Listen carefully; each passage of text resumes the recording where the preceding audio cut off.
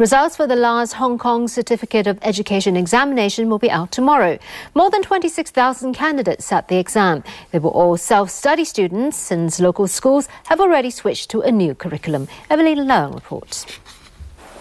It was the last chance for secondary school leavers to resit the Hong Kong Certificate of Education examination, or HKCEE, if they didn't get good enough grades previously. Among them, Chang Wei, who will consider going on to vocational training if he doesn't make the grades for university. Chang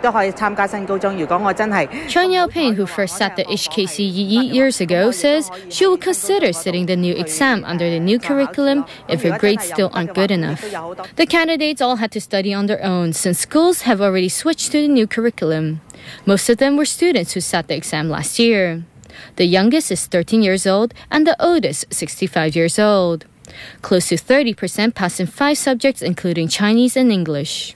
Since a record low number of students sat the exam, subjects which are less popular were graded through individual assessment rather than statistically based on the overall results.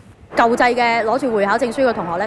Laishang, a social worker who specializes in continuing education, advised those who don't make it to university to sign up for Yi Jin, a diploma program which will at least give them some kind of qualification. Failing to do so, she warns, they will face tough competition with new school leavers next year. Alternatively, try self-studying programs at evening schools that teach the new curriculum.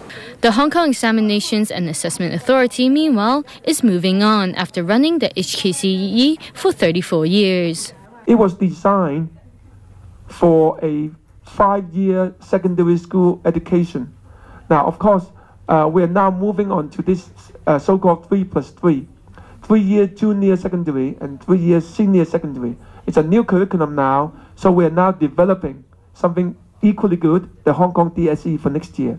Candidates who took part in this year's examination will receive the results via mail tomorrow.